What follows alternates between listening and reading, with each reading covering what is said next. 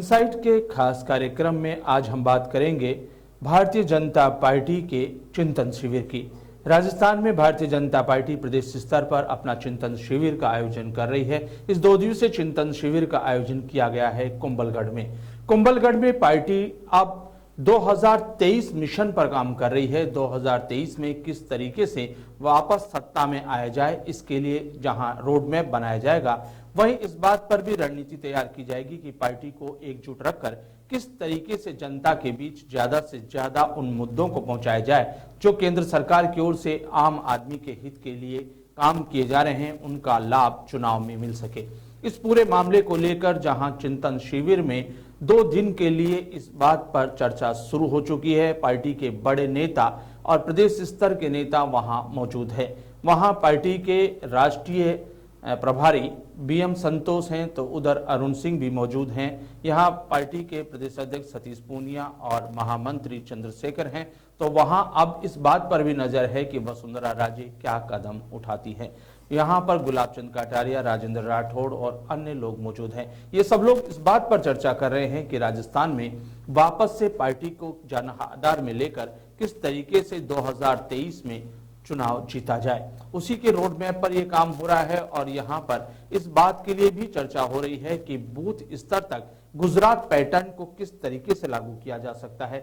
Gujarat pattern में booth level पर करीब 10 लोगों की टीम होती है और उनका जिम्मा होता है घरों से लोगों को निकालकर बूथ तक लेकर जाना। और आपको पता है कि भारतीय जनता पार्टी की इसी में महारत है। संघ की शैली पर काम करके किस तरीके से एक एक वोट को बाहर निकाला जाए और अपने पक्ष में उससे वोटिंग हो, इस बात को लेकर एक चर्चा और एक रणनीति तैयार करना इसका उद्देश्य है।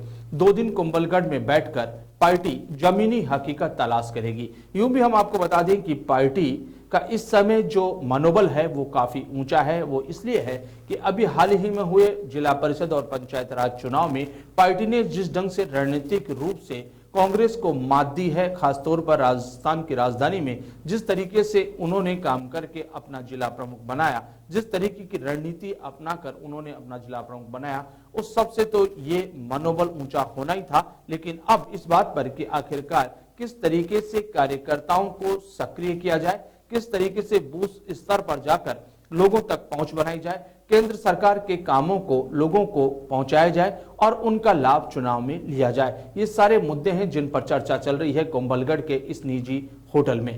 यहां होटल में इस बात पर भी चर्चा है कि पार्टी को एकजुट कैसा रखा जाए। इस चिंतन शिविर में 2 दिन तक यही सब कुछ होना है। यहां भाषणबाजी से अलग हटकर इस बात पर एक एक व्यक्ति अपना विचार रखेगा कि पार्टी के हित में किस तरीके से काम हो, किस तरीके से सफलता के सोपान तक पहुंचा जाए। ये सारे चीजें हैं जिन पर 2 दिन तक गहन मंथन और चिंतन होगा।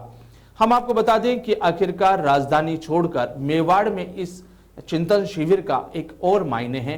वो है कि यहाँ मेवाड़ में 2 सीटों पर उपचुनाव होने हैं। धरियावद और वल्लभनगर दोनों सीटें मेवाड़ की है और वहां पर एक आगाज किया जाए, एक सक्रियता का आगाज हो, कार्यकर्ताओं को जगाने का आगाज हो।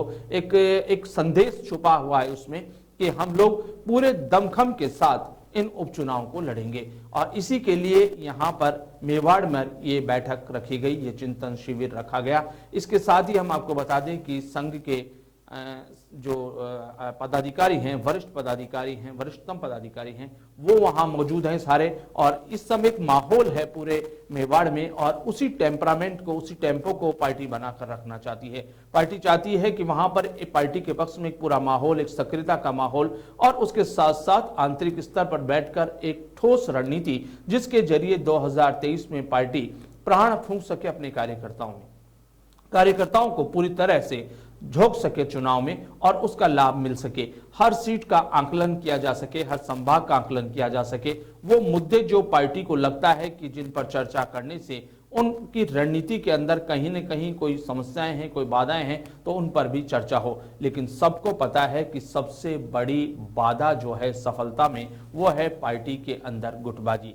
लेकिन लगता नहीं है कि कहीं भी गुटबाजी को दूर किए जाने के लिए वहां पर कोई ठोस काम हो पाएगा, क्योंकि दोनों ही गुट इस समय अपने चरम पर है और कोई भी झुकने के लिए तैयार नहीं है। ऐसे में कैसे ये नैया पार लगेगी, ये तो केंद्र स्तर से आए उन पर्यवेक्षकों और प्रभारियों को सोचना है। लेकिन फिलहाल जो समझ में आता है वो ये है कि जितनी गुटबाजी कांग्रेस में है उतनी ही गुटबाजी बीजेपी में भी है, और बीजेपी भी उसी समस्या से जूझ रही है जिससे आज कांग्रेस जूझ रही है। गुटबाजी ना यहाँ कम है, न गुटबाजी वहाँ कम है। और मूल दिक्कत भी जो 2023 के अगर रोड में बनाएंगे तो उसमें जो सबसे बड़ी बाधा वो है कि कार्यकर्ताओं को इस गुटबाजी से कैसे बचाया जाए, कैसे एकता का संदेश दिया जाए, किस तरह से कार्यकर्ताओं को विश्वास दिलाया जाए कि ऊपर से नीचे लेकर पार्टी एक है। अब इसके लिए सबसे जरूरी चीज है कि अगर पूर्व मुख्यमंत्री वसुंधरा राजे वहां पहुंचती है और वो क्या कदम उठाती है, क्या संदेश देती है, वो अपनी बात किस तरह से रखती है, इस पर निर्भर करता है कि पार्टी में एकजुटता हो पाती है या नहीं हो पाती। कार्यकर्ताओं को किस तरह का संदेश जाएगा ये भी इसी से तय होगा। बहरहाल वहां पर चल रही है ये चिंतन शिविर की बैठक और ये 2 दिन चलेगी। निकल करके आएगा इस चिंतन से, इस मंथन से कुछ अमृत, और हो सकता है कि पार्टी का भला हो उस अमृत से।